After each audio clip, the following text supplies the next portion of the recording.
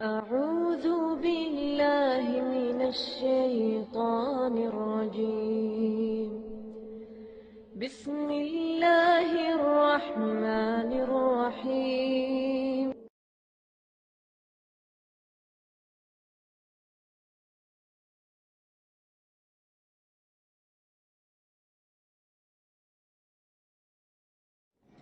بسم اللہ والصلاة والسلام علی رسول اللہ وعلی آلہ وصحبہ اجمعین ومن تبعہم بإحسان إلی یوم الدین اما بعد فاعوذ باللہ السمیع العلیم من الشیطان الرجیم وَلَقَدْ آتَيْنَاكَ سَبْعًا مِنَ الْمَثَانِي وَالْقُرْآنِ العظیم۔ سورۃ الحجر معروف صورت ہے قرآن کریم کی، آیت نمبر 87 میں اللہ رب العزت نے نبی اکرم صلی اللہ علیہ وسلم سے مخاطبوں کو فرمایا وَلَقَدْ آتَيْنَاكَ، اور ہم نے آپ کو عطا کی سبعا من المثانی، سبع مثانی والقرآن العظیم، اور قرآن عظیم۔ اب اس میں علماء تفسیر نے لکھا ہے کہ سبع من المثانی سے مراد وہ 7 آیتیں ہیں جو بار بار پڑھی جاتی ہیں، اور وہ 7 آیتیں جو ہیں وہ کون کون سی ہیں جو بار بار پڑھی جاتی ہیں؟ سورۃ الفاتحہ، کیونکہ اور کوئی سورت پڑھے کہ نہ پڑھے فاتحہ پڑھنی ہے، ہر رکعت کا یہ رکن ہے، ہر رکعت میں فرض ہے۔ سورۃ فاتحہ کے بغیر نماز نہیں ہوتی، یہ مسئلہ تو طے ہے نا، معروف ہے، اس کی تفصیل میں جانے کی بھی اتنی ضرورت نہیں، لیکن تفصیل بھی انشاءاللہ تھوڑی سی ذکر کریں گے۔ لیکن پہلے آپ کا اسم گرامی؟ سید مقصود احمد۔ سید مقصود احمد صاحب سورۃ الفاتحہ آپ کے سامنے پڑھ رہے ہیں۔ بسم اللہ الرحمن الرحیم، الحمد للہ رب العالمین، الرحمن الرحیم، مالک یوم الدین، ایاک نعبد و ایاک نستعین، اهدنا الصراط المستقيم، صراط الذين أنعمت عليهم غير المغضوب عليهم ولا الضالين۔ ماشاءاللہ سب نے اچھا پڑھا ہے۔ قرآن کریم کی یہ صورت جیسا کہ آپ سب کے سامنے ہے، سورۃ الفاتحہ، ایک مشہور و معروف نام اس کا ہے سورۃ الفاتحہ، اور فاتحہ کا معنی کھولنے والی، فاتح یفتح کا معنی کھولنا، اور فاتح جو کسی ملک کو کھولتا ہے اپنے قبضے میں لیتے ہیں نا فاتح، اور فتح ملک کو کھول لینا، اپنے قبضے میں لے لینا، اور اسی طرح اس صورت کو سورۃ الفاتحہ کے یہ قرآن کریم کھولتے ہی پہلی صورت ہے۔ اس کا ایک نام ہے فاتحہ جو کہ مشہور و معروف ہے، اور اسی کا ایک نام ہے کافیہ۔ کافیہ کا معنی جو کافی ہو جائے۔ آپ نماز شروع کریں اور سورۃ الفاتحہ پڑھ کے رکوع چلے جائیں گے، کافی ہے، آپ کی رکعت ہو جائے گی۔ لیکن سورۃ الفاتحہ چھوڑ کر، یہ صرف 7 آیات ہیں، اس کو چھوڑ کر آپ 7 سپارے بھی پڑھ کے رکوع کریں گے تو وہ رکعت نہیں ہوگی۔ بات واضح ہے یا نہیں؟ جتنا چاہیں قرآن پڑھتے رہیں، جب تک فاتحہ نہیں پڑھیں گے وہ رکعت نہیں ہوگی، کیونکہ سورۃ فاتحہ کا ہر رکعت میں پڑھنا فرض ہے۔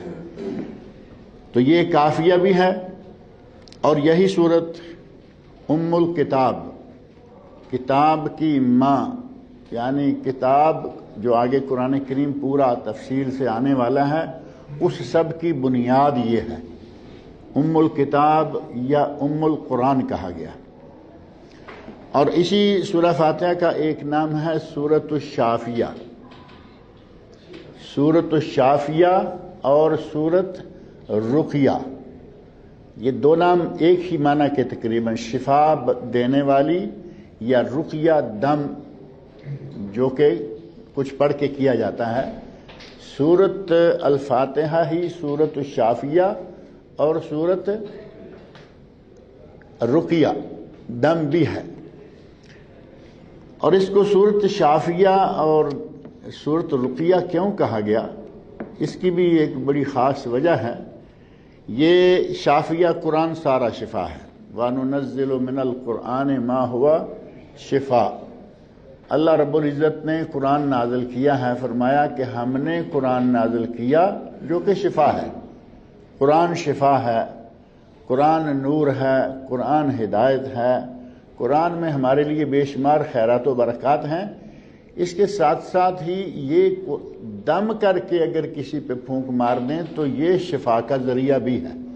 اللہ کا کلام سارا ہی شفا ہے، جیسا کہ ایک دو نہیں بہت سارے ایسے واقعات موجود ہیں کہ قرآن کریم کا کچھ حصہ پڑھا، اللہ رب العزت نے شفا عطا فرمائی۔ نبی اکرم صلی اللہ علیہ وسلم سے بات شروع کرتے ہیں، پھر دو ایک واقعات میں ذکر کرتا ہوں کہ شفا کیسے ہے، یہ سورت رقیہ کیسے ہے، شفا کیسے ہے۔ نبی اکرم صلی اللہ علیہ وسلم نماز پڑھ رہے ہیں، بچھو آیا اور اس نے آ کے ڈنگ مار دیا۔ قرآن کریم کے شفا ہونے کا ثبوت یہ حدیث ہے کہ بچھو نے ڈنگ مار دیا۔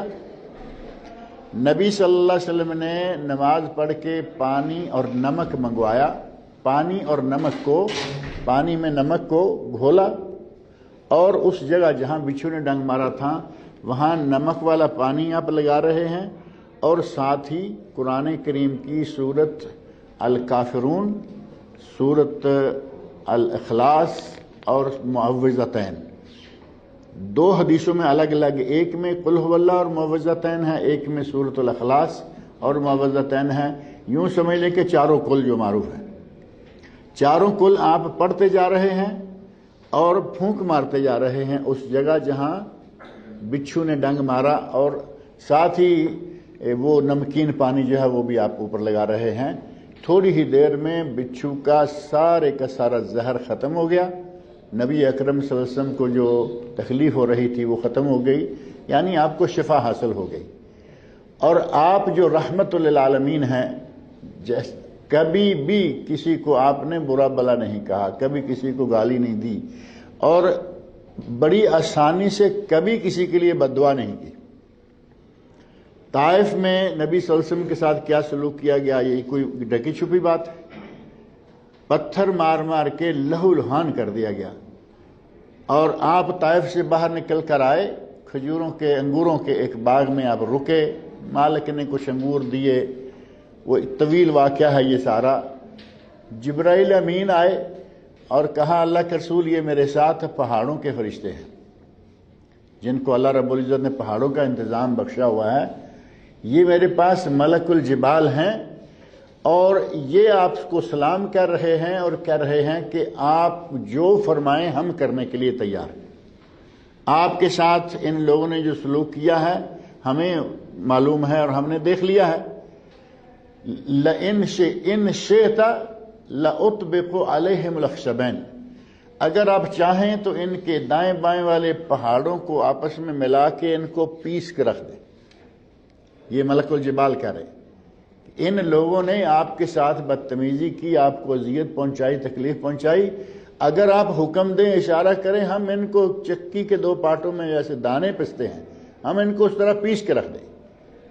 تو نبی اکرم صلی اللہ علیہ وسلم جو کہ رحمت للعالمین ہیں، کافروں کے لیے بھی بد دعا نہیں کی، بلکہ فرمایا کہ نہیں، مجھے امید ہے کہ اللہ ان کی نسلوں میں سے ایسے لوگ پیدا کرے گا جو لا الہ الا اللہ پڑھنے والے ہوں گے۔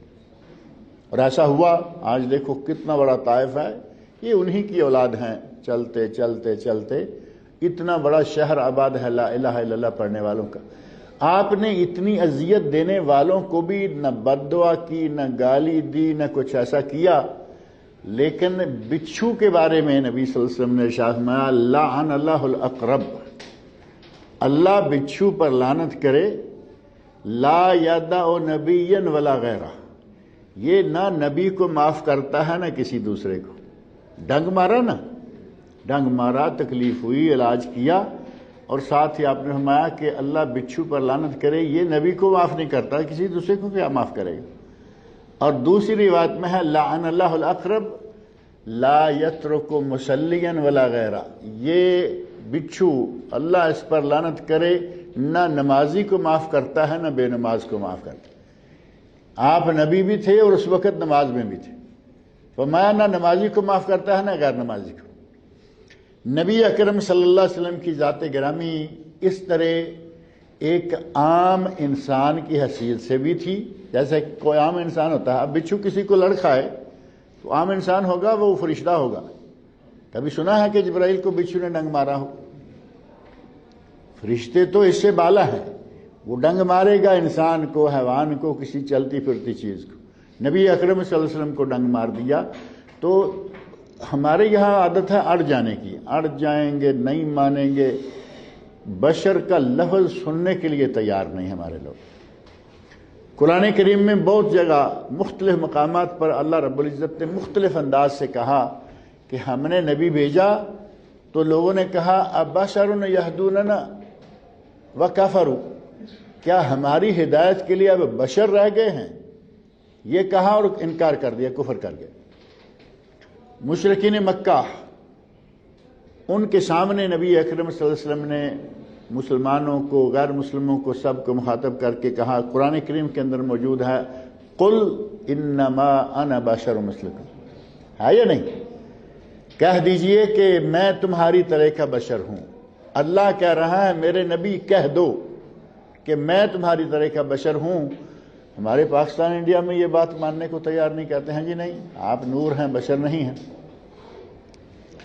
نبی صلی اللہ علیہ وسلم کو تکلیف پہنچی، قرآن کریم پڑھا، اور جو موجود دوا تھی، نمک اور پانی بھی ایک دوا ہے، معلوم ہوا کہ دعا کر لینے میں حرج نہیں ہے، دوا جائز طریقے سے کریں، حرج نہیں۔ ساتھ قرآن پڑھا، دو چیزیں مل گئیں، دنیاوی دوا بھی اور روحانی دوا بھی، دونوں ملی اور نبی اکرم صلی اللہ علیہ وسلم کو شفا ہو گئی۔ صحابہ کرام رضی اللہ عنہم، نبی صلی اللہ علیہ وسلم کے آگے آئیے قرآن کریم کیسے شفا ہے۔ صحابہ کرام رضی اللہ عنہم آگے سفر میں ہیں، اور دوران سفر ایک ایسے مقام پر پہنچے، دیکھا کہ قبیلے کا سردار ہے، وہ قبیلے کے سردار اس گاؤں کے پاس سے آپ نے گزرتے ہوئے صحابہ کرام نے کہا کہ ہمیں یہاں رات کو رکنے دو، تو انہوں نے رکنے نہیں دیا، کہا کہ نہیں، نکلو یہاں سے آگے جاؤ۔ جیسے عموماً دیہاتیوں کی عادت ہوتی ہے، مان جائیں تو کیا کہتے ہیں، ہاتھی گزر جائے تو گزر جائے، رک جائے تو دم رک جائے۔ کہا جاؤ، صحابہ کرام کو نہیں بیٹھنے دیا گاؤں کے پاس۔ انہوں نے آگے جا کے ڈیرا لگایا۔ وہ اللہ والے لوگ ہیں، نہ کوئی خطرہ ہے نہ خوف ہے۔ جو اللہ سے ڈرتا ہے وہ کسی اور چیز سے نہیں ڈرتا، وہ صحابہ ہیں۔ آگے جا کے ڈیرا لگایا، تھوڑی دیر کے بعد آدمی بھاگتا ہوا آیا، کہتا ہے ہمارے سردار کو بچھو نے یا کسی زہریلے کیڑے نے ڈنگ مار دیا ہے، ہم نے اپنا جو بھی ٹونا ٹنجر کیا کہتے ہیں اپنے گھروں میں جو بھی تھا وہ سارا کر لیا، ہمارا حکیم فارغ ہو گیا، اس سے کوئی فائدہ نہیں ہو رہا، تم اچھے لوگ لگتے ہو۔ اب اس نے بھیجا گیا جس کو، کہا کہ وہ لوگ اچھے لگتے تھے، اچھے لگتے تھے، بیٹھنے کے لیے جگہ نہیں دی، انہوں نے کھانا نہیں مانگا، صرف رک جائیں گے، جنگل ہے تو یہ کچھ لوگ ہیں، ان کے ساتھ رکنے کی اجازت نہیں دی۔ کہا تم اچھے لوگ ہو، اگر تمہارے پاس کچھ ہو تو ہمارے سردار کے لیے علاج کرو۔ صحابی کہتے ہیں کہ ہم نے یہ وعدہ کر لیا کہ ہم تمہارے ساتھ چلتے ہیں، لیکن ہم ایسے نہیں چلیں گے، اگر تمہارے سردار کو فائدہ ہو گیا تو ہمیں کیا دو گے؟ اب طے ہو گیا کہ 30 بکریاں دیں گے۔ 30 بکریاں، ان کی قیمت آج بھی بہت ہے، اور اس وقت بھی 30 بکریاں کہیں تو بڑی قیمت بنتی تھی۔ صحابی گئے، کہتے ہیں کہ میں سورۃ الفاتحہ پڑھتا، اور جو منہ میں لعاب ہوتا تھو کر کے اس پہ پھینک دیتا۔ سورۃ فاتحہ پڑھتا رہا اور اس پر تھتکارتا رہا۔ تھوڑی دیر میں وہ آدمی ایسے ہو گیا، پہلے ایسے تھا کہ جیسے رسیوں میں جکڑا ہوا تکلیف کی وجہ سے، اور میرے دم کرنے کے ساتھ ہی وہ ایسے کھل گیا کأنہ نشط من العقال، جیسا کہ رسی میں باندھے ہوئے آدمی کی رسی کھول دی جائے تو وہ تازہ ہو کے بیٹھ جاتا ہے، اس طرح وہ آدمی تندرست ہو کے بیٹھ گیا۔ کہا لائیے ہماری بکریاں۔ ہمارے آج کل بعض لوگ ہیں وہ بہت پریشان ہوتے ہیں، مولوی کو کھاتا دیکھ کر ان کو تکلیف ہو جاتی ہے کہ مولوی کیوں کھا رہا ہے۔ ہماری فیکٹری چلے اچھا ہے، ٹرانسپورٹ میں ہماری 10-20 گاڑیاں چل رہی ہیں اچھا ہے، یہ کاروبار چل رہا ہے اچھا ہے، مولوی اچھی کھانا شروع کر دے، کہا یہ کیا کھا رہا ہے؟ کہتے ہیں جی مولوی کے لیے قرآن کی اجرت لینا جائز نہیں ہے۔ یہ کہاں سے لیتے ہیں؟ قرآن پڑھاتے ہیں اجرت لیتے ہیں، جماعت کراتے ہیں اجرت لیتے ہیں۔ اللہ کے بندے، مولوی کو لکڑی کا بنا ہوا ہے، وہ تمہیں 5 وقت جماعت کرائے، 5 وقت تمہاری مسجد میں اذان کہے، تمہیں تمہارے مسلمان ہونے کا احساس دلائے، اور اگر اس کو کھانے کے لیے کچھ تنخواہ لینا پڑتی ہے مجبوراً، تو اس میں کون سی نہونی بات ہے؟ ہر کوئی تنخواہ پہ کام کرے گا، مولوی کی تنخواہ سے لوگوں کو تکلیف ہو جاتی ہے، اپنوں کو بیگانوں کو۔ یہ مولوی نے قرآن پڑھا کے کیوں لیا، مولوی نے جماعت کرا کے کیوں لیا؟ یہ دیکھیں، یہ تو صحابہ کرام ہے نا، یہ تو آج کا مولوی نہیں، 1450 سال پہلے کا واقعہ ہے۔ صحابی ہے، کیا کیا انہوں نے؟ قرآن پڑھا، وہاں کوئی دعا نہیں گوٹی، کوئی انہیں نسخہ نہیں دیا، صرف قرآن پڑھا، اور 30 بکریاں لے کے آئے۔ اب نبی صلی اللہ علیہ وسلم تک پہنچے، راستے میں انہوں نے ارادہ کیا کہ بکریاں کوئی ایک آدھ درمیان سے ذبح کریں، کھائیں، اور وہ صحابہ تھے، جیسے آج کل بھی لوگ عرابی رہتے ہیں، جہاں چاہے بکری ذبح کی، کسی لکڑی پہ لٹکائی، نیچے آگ جلائی، وہ تو روسٹ بھی اسپیشل قسم کا ان کا ہوتا تھا۔ تو کوشش کی، ارادہ کیا کہ ہم ان میں سے کچھ گوشت بنا کے کھاتے ہیں، تو کہا کہ نہیں، ہم نے یہ سورۃ الفاتحہ کا دم کر کے یہ 30 بکریاں لی ہیں، ان بکریوں کا ہمارے لیے کھانا جائز ہے یا نہیں، ہمیں نہیں معلوم۔ اب امانت داری دیکھیں، کتنے ایماندار اور امانت دار لوگ تھے۔ یہ نہیں کیا کہ بکریاں تو 2-4 بھونوں کھاتے ہیں اور باقی کے بارے میں سوال کرتے رہیں گے۔ کہا نہیں، ان میں سے ہم کچھ بھی نہیں کھائیں گے جب تک سوال نہ ہو جائے اور اجازت نہ ہو جائے۔ نبی اکرم صلی اللہ علیہ وسلم کے پاس حاضر ہو گئے، یا رسول اللہ یہ ہوا۔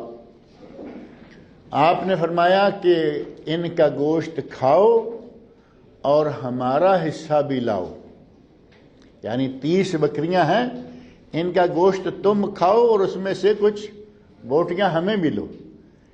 اگر یہ قرآن کی اجرت لینا منع ہوتا، قرآن پڑھنے اور پڑھانے کی اجرت لینا اس طرح منع ہوتا، تو نبی اکرم صلی اللہ علیہ وسلم کم از کم اپنا حصہ نہ مانگتے کہ تم کھا لو، آپ نے اپنے لیے بھی طلب کر لیا کہ ہمیں بھی کچھ دے دو۔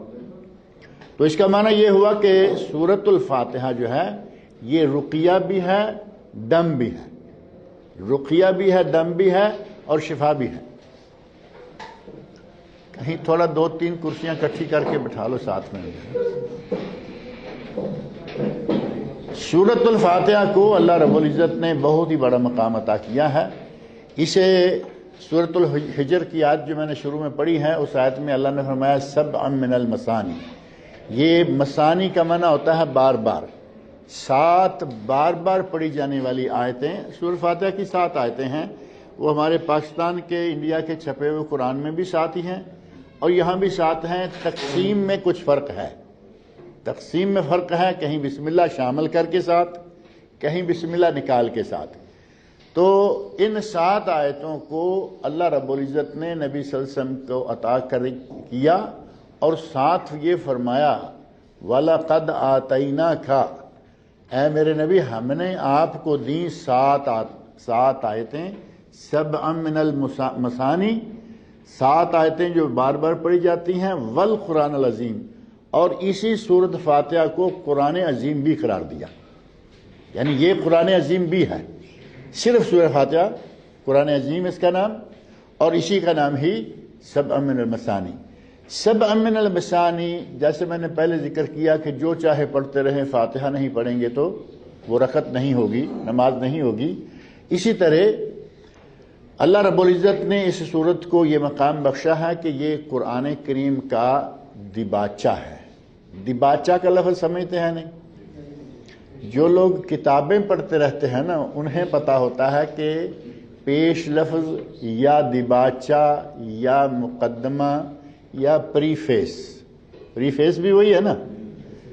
کوئی نہ کوئی ان لفظوں میں سے جو بھی آپ کو سمجھ میں آتا ہے. قرآن کریم کے لیے سورۃ الفاتحہ ایک پریفیس ہے، دباچہ ہے، مقدمہ ہے یا پیش لفظ ہے.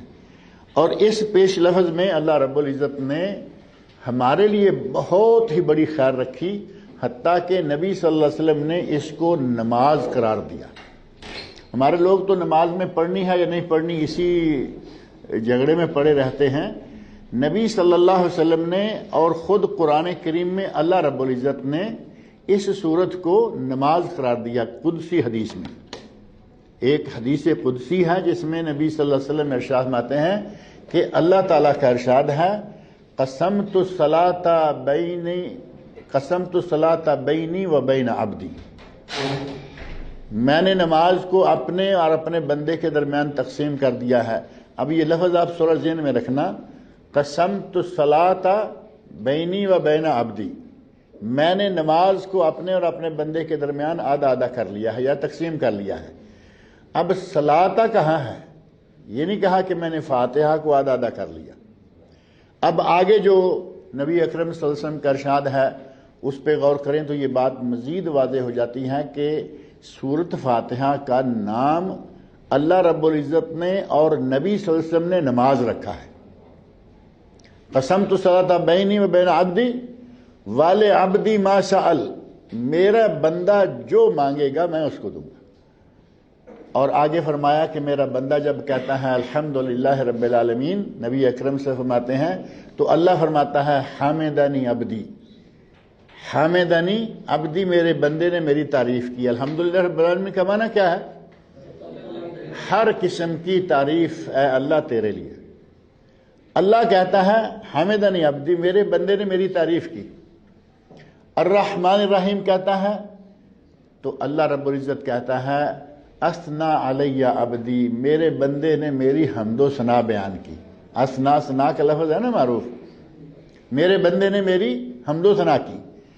اور جب بندہ کہتا ہے مالک یوم الدین تو اللہ فرماتا ہے مجدنی عبدی، میرے بندے نے میری تمجید، میرے مجد اور عظمت کا ذکر کیا، اس کا اعتراف کیا. اسے مانا مجدنی عبدی، میرے بندے نے میری مجد اور عزت اور عظمت کا اقرار کیا.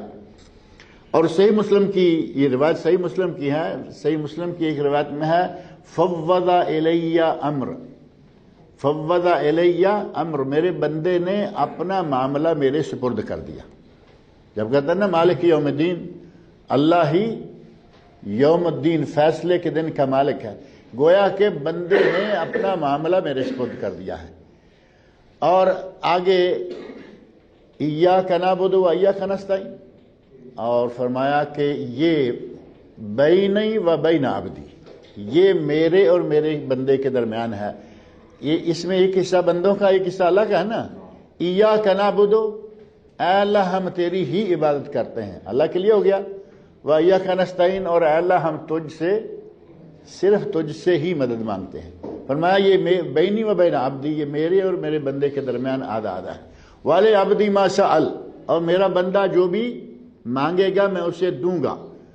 آگے اہدنا الصراط المستقیم صراط الذین انعمت علیہم غیر المغضوب علیہم ولا الضالین آمین. اللہ رب العزت فرماتے ہیں کہ یہ سارا میرے بندے کے لیے ہے اور میرا بندہ جو مانگے گا میں اسے دوں گا.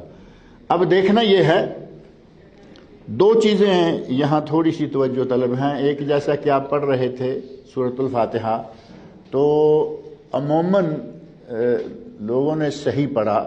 لفظ ولضالین جو ہے اس کو دو تین طرح سے پڑھا جاتا ہے. ہمارے پاکستان انڈیا میں جو ہمارے جیسے قاری ہیں میرے جیسے ان کا نہیں نکلتا. واد کی جو اصل پروننسیشن ہے نا تلفظ وہ عام آدمی سے نہیں نکلتا، سیدھی بات ہے. قاری جو ہیں تجوید پڑھے ہوئے وہ یہ تلفظ نکالتے ہیں. اور قاری کے علاوہ جتنے نمازی اور قاری قرآن ہیں یا جتنے بھی امام ہیں آپ دیکھیں گے کہ آئمہ سیدھا سیدھا ولدالین، کہا کہ آسان ہے، نہ ہمیں اپنی زبان کو تکلیف دینی پڑے نہ اپنے آپ کو۔ ولدالین، دوالین کا معنی یہ کہ یہاں دال ہے، کیا خیال ہے؟ جب دالین کہیں گے تو کیا حرف ہوگا؟ یہاں دال ہوگا یا نہیں؟ ضاد اور ذا اور ذال اور زا، اور یہ کتنے حروف ہیں ملتے جلتے؟ ہمارے یہاں پاکستان انڈیا میں عموماً یہ ضاد کا لفظ جو ہے نا، یہ دوسری طرف چلا جاتا ہے، زا کی طرف چلا گیا، دال کی طرف چلا گیا، ذا کی طرف چلا گیا، لیکن ضاد نکالنا تھوڑا مشکل ہے۔ یہ کوشش کریں کہ یہ لفظ صحیح کر لیں، کوئی اتنا لمبا کام نہیں۔ ہم نہیں کہتے کہ پورے قرآن کی تجوید ابھی سارے پڑھ لو، پڑھو آہستہ آہستہ جیسے جیسے اللہ موقع دے، لیکن کوشش کرنی چاہیے، کیونکہ اگر آپ یہ کہیں نا کہ دال چلے گا، تو کبھی ایسا بھی تو ہو سکتا ہے نا کہ آدمی کسی لفظ کو استعمال کرے اور دال ہی وہاں بھی ڈال دے، تو تکلیف بھی ہو سکتی ہے۔ ابھی یہی لفظ جو ہے ضاد، اس کو دال یہاں ہم نے پڑھ لیا، مرض بیماری، مرض اور بیماری جو ہے وہاں کیا ہے؟ ضاد ہے نا، اسے بھی اگر ہم دال پڑھ لیں تو کیا ہو گیا؟ عورت کو بتانا یہ ہے کہ اس عورت کو بیماری لگ گئی ہے، تو کہنا ہوگا کہ عورت کو مرد لگا ہوا ہے۔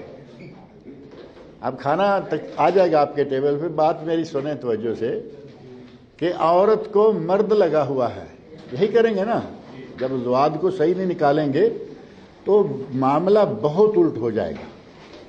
اس لیے کوشش کریں کہ ضاد کی جو اصل پوزیشن ہے، جو اصل اس کا تلفظ ہے، وہ نکال لیا کریں، تاکہ سیدھا ہمیں بھی آسان لگتا ہے کہ ولدالین، غیر المغضوب علیہم ولدالین، یہ آسان لگتا ہے۔ تھوڑا سا ولد دال کی بجائے ضاد بنائیے، دال کے قریب ہو جائے کوئی بات نہیں، زے تک نہ لے کے جائیں۔ مصر میں اور پاکستان انڈیا میں یہ ضاد کو زے کی طرف لے جانا عام ہے، لیکن یہ نہیں ہونا چاہیے، ٹھیک ہے نا۔ ایک بات یہ سورۃ الفاتحہ کے بارے میں کہ یہاں جو لفظ ہے، اس لفظ کو اچھا صحیح کوشش کریں، یہ چونکہ ہر نماز میں ہم پڑھتے ہیں اور ہر روز پڑھتے ہیں، ہر رکعت میں پڑھتے ہیں، لہذا کم از کم یہ جو ہے نا تلفظ، اس کا تلفظ صحیح ہو جانا چاہیے۔ اور دوسرا یہ کہ بہت بڑا مسئلہ جو ہمارے پاک و ہند میں چل رہا ہے وہ ہے کہ سورۃ الفاتحہ امام کے پیچھے پڑھنی چاہیے یا نہیں پڑھنی چاہیے۔ ویسے تو سب کا اتفاق ہے کہ سورۃ فاتحہ پڑھنا فرض ہے اور سورۃ فاتحہ کے بغیر نماز نہیں ہوتی، یہ ہے انفرادی اور امام کی شکل میں، امام کے لیے اور اکیلے کے لیے سب مانتے ہیں کہ سورۃ فاتحہ کا پڑھنا فرض ہے۔ اب ایک تیسری حالت ہوتی ہے، اور وہ تیسری حالت ہے امام اور مقتدی ہیں، جماعت ہو رہی ہے، مقتدی کو کیا کرنا چاہیے۔ اب یہاں آ کے اختلاف کا کھاتا جو ہے وہ شروع ہوتا ہے۔ تو بہت سارے علماء، خاص طور پر جو علماء احناف ہیں، ہمارے پاک و ہند میں چونکہ احناف زیادہ ہیں، علماء احناف جو عموماً کہتے ہیں کہ سورۃ فاتحہ نہیں پڑھنی چاہیے، قرات نہیں کرنی چاہیے، انہی میں سے ایک دو نہیں دسیوں علماء ایسے ہیں جو مانتے ہیں کہ سورۃ فاتحہ پڑھ ہی لینی چاہیے، چاہے کسی بھی حالت میں پڑھ لے۔ شاہ ولی اللہ محدث دہلوی رحمۃ اللہ علیہ سب کے پیر ہیں، اہل حدیثوں کے بھی وہ پیر ہیں، اہل سنت کے بھی وہ پیر ہیں، ہمارے شافعی ہوں یا حنفی ہوں، سب کے پیر مشہور ہیں شاہ ولی اللہ محدث دہلوی۔ شاہ ولی اللہ محدث دہلوی رحمۃ اللہ فرماتے ہیں کہ مجھے محبوب یہ ہے کہ سورۃ الفاتحہ امام کے سکتات میں پڑھ لی جائے۔